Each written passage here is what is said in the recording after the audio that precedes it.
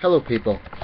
I want to make a video briefly about the Indonesian presidential election.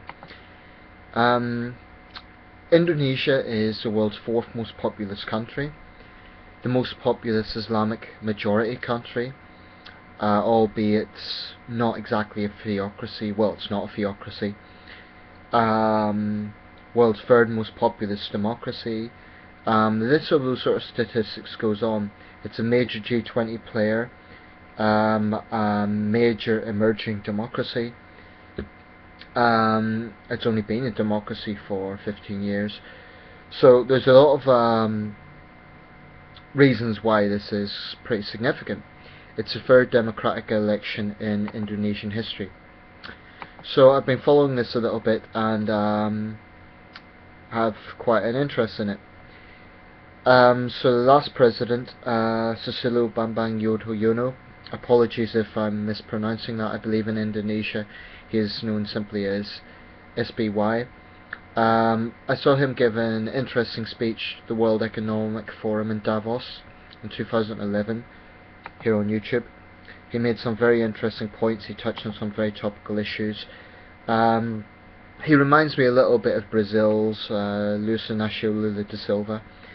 A popular president of rising power, a country that certainly has many problems, as any major country does. Anyway, Yudhoyono is coming to the end of his term now.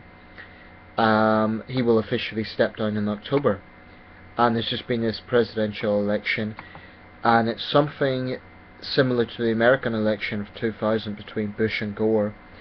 Almost like an Indonesian version, because both leading candidates are claiming victory.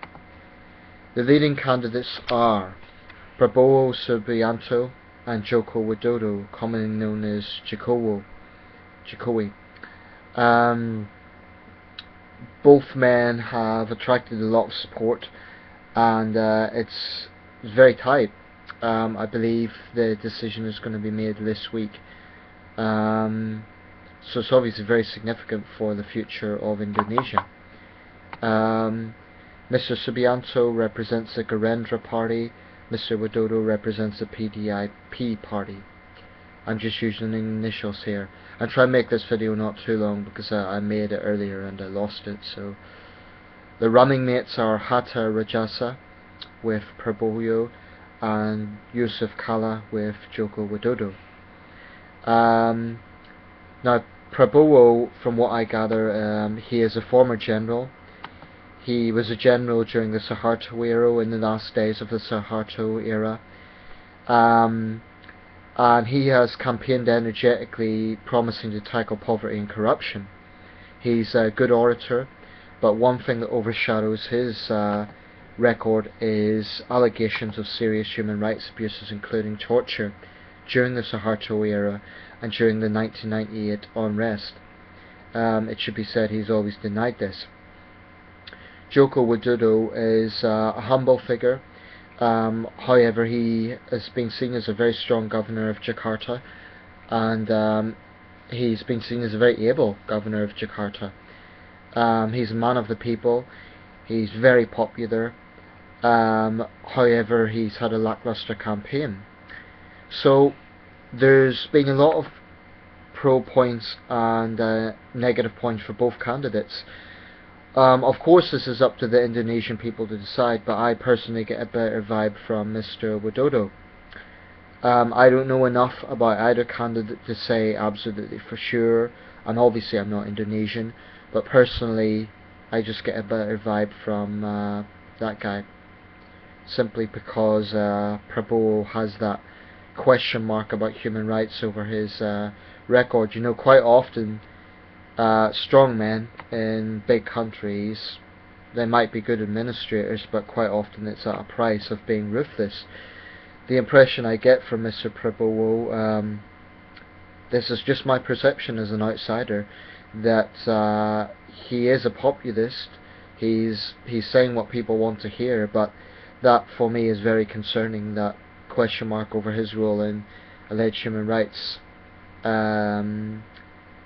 actions during those dark days of 1998. when over 1,000 people were killed. And that is significant. Obviously Indonesians want good government. They want all the problems that developing countries face, pollution, corruption, etc. But that should not be at a price of democracy and violating basic human rights. So if this man becomes president, I think there will be some question marks. Of course it's up to the Indonesians to decide, it's not up to me. I'm just an outsider. But like I say, Indonesia is the world's fourth most populous country. So it is very significant. So I hope that whatever the outcome is of this, there'll be no runoff because there is only two candidates. But I hope at the end of the week, whatever is decided, that the other guy and his camp will respect Indonesian democracy and respect that result. But I also hope that they reconcile the country and reach out to those who didn't vote for them. I think that's very important. It's obviously essential in any democracy to have different opinions. So there will be Indonesians who love Prabowo and who don't support Mr. Widodo. There'll be Indonesians who love Jikowi and don't support Mr. Prabowo. There'll be strong opinions on both sides, and that's completely normal in any democracy. But for the sake of Indonesia's future, and remember this is only 15 years old, this democracy, it's a fragile democracy, but Southeast Asia can look to Indonesia as having many successes.